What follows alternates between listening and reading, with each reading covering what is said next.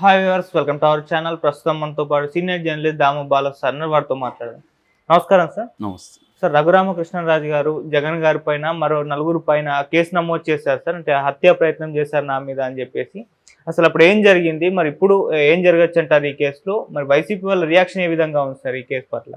Raghuramakrishnaraju well known person, మనకు తెలుసు. ఆయన వైసీపీలో ఉండి వైసీపీ తరపున ఎంపీగా గెలిచి వైసీపీకి రిజైన్ చేయకుండా వైసీపీని జగన్ని రోజు విమర్శిస్తూ ఉన్నాడు.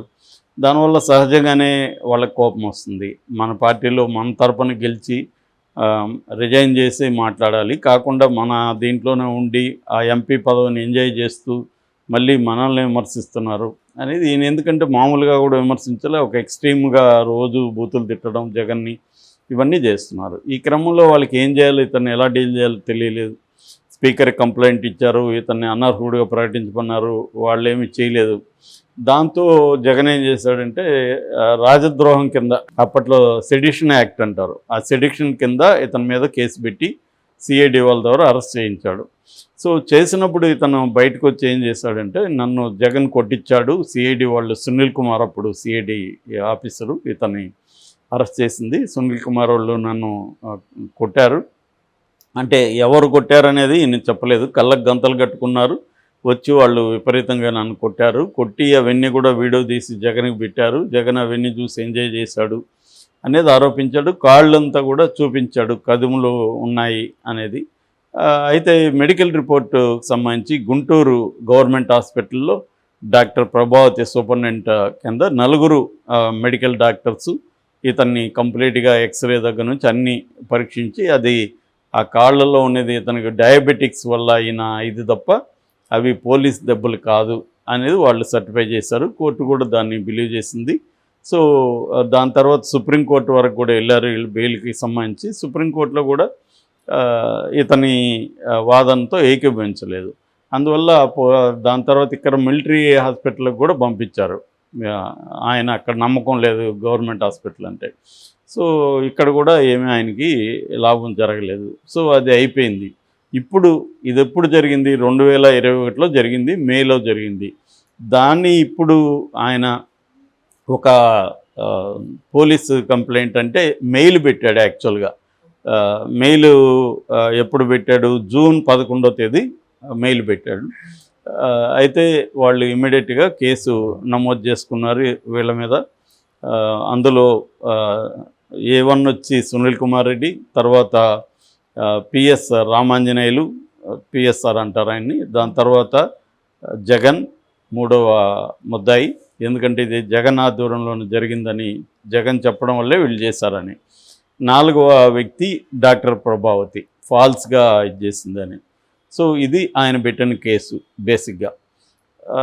నిజానికి ఆయన్ని కొట్టారా లేదనేది ఆయన చెప్తే తప్ప వేరే సాక్ష్యం ఏమీ లేదు. మామూలుగా పోలీసు దెబ్బలు అలాగే ఉంటాయి, పోలీసులు ఖచ్చితంగా కొడతారు, నో డౌట్. అది మామూలుగా ఈయన్ని కొట్టారా లేదో మనకు తెలియదు, కానీ నా అనుభవంలో పోలీసులు కొట్టడం అనేది వెరీ వెరీ కామన్. కొట్టడమే కాదు, చాలా చిత్రహింసలు పెడతారు. నేను జైల్లో ఉన్నప్పుడు మా పక్కనే క్రైమ్ ఉండేది స్టేషన్. అక్కడ నుంచి రాత్రులట్టు నా సెల్లికి అరుపులు వినిపిస్తూ ఉండేది. ఒక 4 రోజుల తర్వాత వాళ్ళు వచ్చేవాళ్ళు, చూస్తే గోర్లకి గుండు సూదులు గుచ్చి ఉండేవాడు. వాళ్ళేమో నవ్వుతూ చెప్తుండేవాళ్ళు. మామూలుగా ఏం జరిగింది, మిమ్మల్ని ఎలా కొట్టారంటే గుండు సూదులు గుచ్చారు సార్ అని చూపించేవాళ్ళు. సో అంటే వాళ్ళకి అలవాటు అయిపోయింది. మనకేమో భయం వేస్తుంది, ఈ స్థాయిలో చిత్రహింసలు పెడతారా. అట్లాగే కరెంటు చేయడం, కాళ్ళకి గుడ్డలు చుట్టి కిరోసిన్ పోసి గుడ్డలు చుడతారు, దానికి నిప్పు పెడతారు, ఆ గుడ్డ కాలుతూ ఉంటుంది, మన కాలు కాలుతూ ఉంటుంది.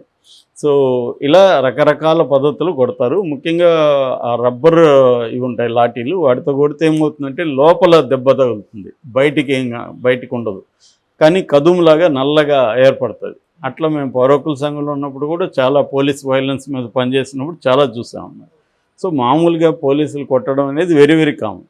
ఆ రకంగా ఈయన కూడా కొట్టుండే పాసిబిలిటీ ఉంది, పాసిబిలిటీ లేదని చెప్పలేము, ఖచ్చితంగా కొట్టుండొచ్చు. ఎందుకంటే జగన్కి కానీ వైసీపీకి కానీ ఈయన మీద తీవ్రమైన కోపం ఉంది. అసలు బయట వాళ్ళే అతన్ని ఎట్లా జగన్ సహిస్తూ ఉన్నాడు అనేది కూడా అనేవాళ్ళు. సో ఎందుకంటే తెలుగుదేశం అప్పుడు విపరీతంగా ఆయన్ని ఫోకస్ చేసి రోజు రచ్చబండ కార్యక్రమం ఆయన ఎప్పుడు అడిగితే అప్పుడు ఛానల్లో టైం ఇచ్చి అలాగే చేశారు. సో దాన్ని జగన్ అలా చేసి ఉండే అవకాశం ఉంది. జగన్ కొట్టినప్పుడు వీడియో కూడా చూసుండొచ్చు, తెలియదు మనకి.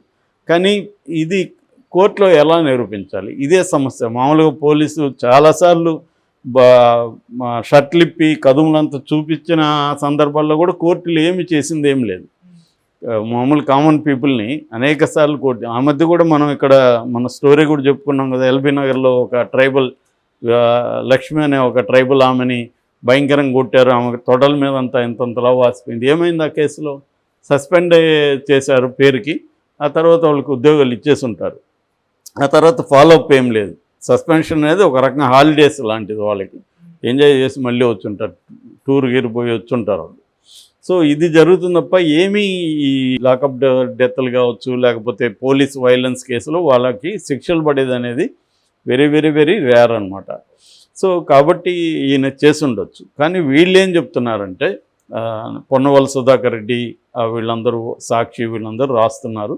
అది వీళ్ళు అడిగే పాయింట్ ఏంటంటే, ఈయన అప్పుడేమో ఎవరు కొట్టారో తెలియదని చెప్పాడు, ఇప్పుడేమో సునీల్ కుమార్ రెడ్డి కొట్టాడు, రామాంజనేయులు కొట్టారని చెప్తున్నాడు. సో అప్పుడు వాంగ్మూలం ఇచ్చాడు. మామూలుగా 77 రోజుల తర్వాత చెప్పే సాక్ష్యం చెల్లదని సుప్రీంకోర్టు అనేకసార్లు చెప్పింది. ఇదేమో 3 ఏళ్ళు అయింది. సో సుప్రీంకోర్టును ధిక్కరిస్తున్నట్టుగా ఉంది ఈయన కేసు పెట్టడం. తర్వాత ఈయన కేసు 11వ తేదీ పెడితే 10వ తేదీ పోలీసులు లీగల్ ఒపీనియన్ రిజిస్టర్ చేశారు. అది ఎలా సాధ్యము? అవన్నీ వీళ్ళు ప్రశ్నిస్తున్నారు. మేబీ ఇవన్నీ టెక్నికాలిటీస్, రేపు కోర్టులో ఇవన్నీ తేల్తాయి. బట్ రఘురామకృష్ణరాజు ఏంటంటే జగన్ అంటేనే ఆయనకి పడదు, జగన్ మీద తీవ్రమైన కోపం ఉంది. కాబట్టి ఆయనకు అవకాశం వచ్చింది. జగన్ కేసులన్నింటిలో కూడా తీవ్రంగా వాటిని త్వరగా విచారించాలి, బెయిల్ క్యాన్సిల్ చేయాలి, ఇవన్నీ కూడా ఆయన కోర్టులో సుప్రీంకోర్టు వరకు కూడా వెళ్ళాడు, జరుగుతుంది.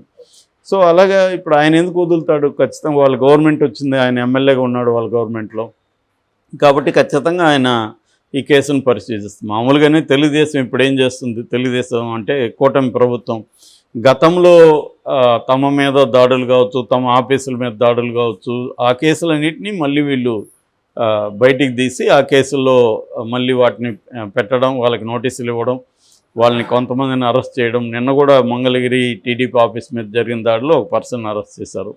ఈ కార్యక్రమం వీళ్ళు వైసీపీ వాళ్ళ మీద చేస్తారు. ఒక రకంగా ఏంటంటే ఇది రెవెంజ్ స్టోరీ. ఒక పక్క పరిపాలనకు సంబంధించి లేకపోతే సంక్షేమంకి సంబంధించి కూడా చంద్రబాబు చురుగ్గానే పనిచేస్తున్నారు. At the same time YCP వాళ్ళ మీద కూడా చేస్తున్నారు. ఇందులో రెండు యాంగిల్స్ ఉంటాయి. ఒకటేమో రెవెంజ్ యాంగిల్, తాము గతంలో తమను ఇబ్బంది పెట్టారు కాబట్టి ఇప్పుడు అధికారంలో ఉన్నాం కాబట్టి మేము ఇబ్బంది పెడతాం అనేది. రెండో యాంగిల్ ఏంటంటే వైసీపీని వీకెన్ చేయాలి, వైసీపీలో ఉండే నాయకులనంతా కూడా ఫోర్స్ చేయాలి బయటికి వెళ్ళిపోయే విధంగా, అప్పుడు జగన్ వీక్ అయిపోతాడు అనేది కూడా రెండో యాంగిల్. ఈ రెండు ఆబ్జెక్టివ్స్తో చంద్రబాబు పనిచేస్తున్నాడు. సో అందువల్ల వీళ్ళందరూ కేసులను ఎదుర్కోవాల్సిందే. ఇట్లాంటివి కనీసం ఒక 20-30 మినిమం జగన్ మీద రాబోతున్నాయి కేసులు.